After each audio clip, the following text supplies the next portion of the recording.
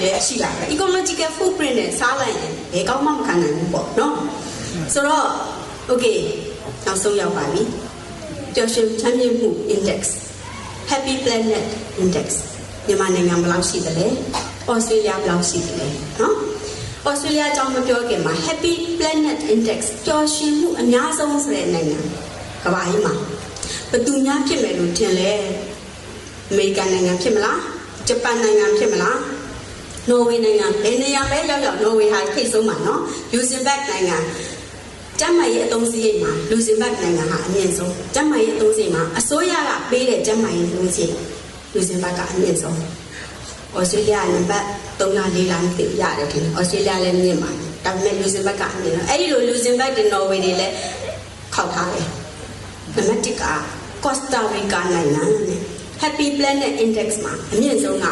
ကော့စတာရီကာနိုင်ငံသူတို့ကပျော်ဆုံးနဲ့ပျော်ရွှင်ချမ်းမြေ့မှုအရာဆုံးနဲ့ဒီ formula နဲ့ပြောတာနော်နံပါတ်2ဘယ်သူရမလဲလို့ကျွန်မဩစတြေးလျများဖြစ်မလားလို့စဉ်းစားတာပေါ့နော်ဒါပေမဲ့ဩစတြေးလျလည်းမဟုတ်ဘူးအမေရိကန်လားအမေရိကန်လည်း living standard တွေတအားမြင့်တာ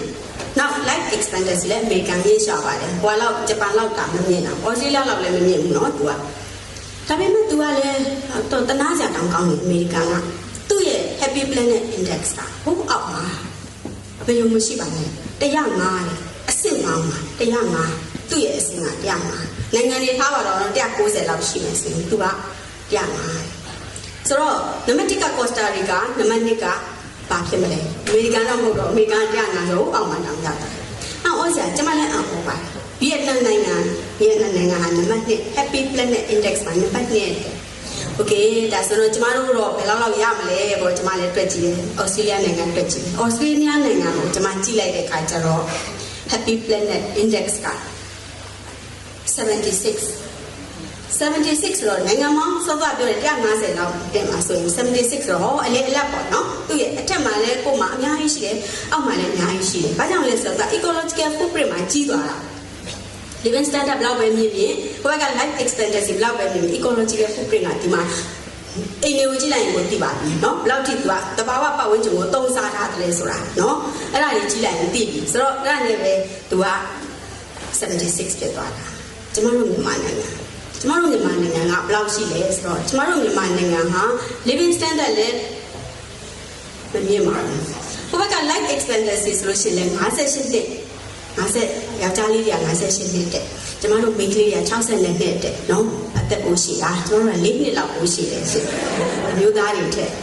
အဲ့ life expectancy မှာလည်းကျမတို့ကတိတ်မမြင့်ပါဘူးဒါပေမဲ့ကျမတို့ကဘာကဲသွားလဲဆိုတော့ ecological footprint ကကဲသွားတာကျမတို့ရဲ့ ecological footprint ကနံပါတ်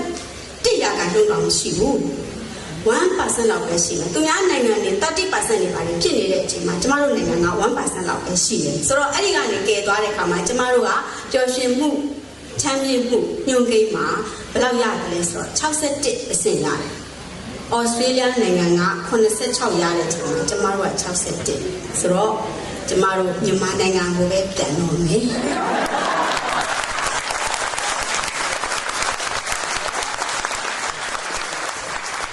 ကြီးစရာဖြစ်ပြောတာပါဘာပဲဖြစ်ဖြစ်ဩစတြေးလျမှာနေရတဲ့သူတွေကိုယ့်ရဲ့ဘဝတက်တန်းဘယ်လောက်ထိမြင့်နိုင်တယ်လဲဩစတြေးလျမှာရှိတဲ့တက်တန်းကလည်းမြင့်တယ်ပျော်ရွှင်မှု index ကသူတို့ UN ကနေဘယ်လိုပဲလှုပ်ဒါအဲ့ဒါကိုဘယ်လိုပြောမလဲအတီးစမရှိပါနဲ့เนาะတစ်ခါမှ UN ကလည်းစောစောပြောတဲ့အတိုင်းကျမတို့နိုင်ငံကို190တွေပါလှုပ်ထားတယ်ကျမမကျေနပ်ပါဘူးเนาะ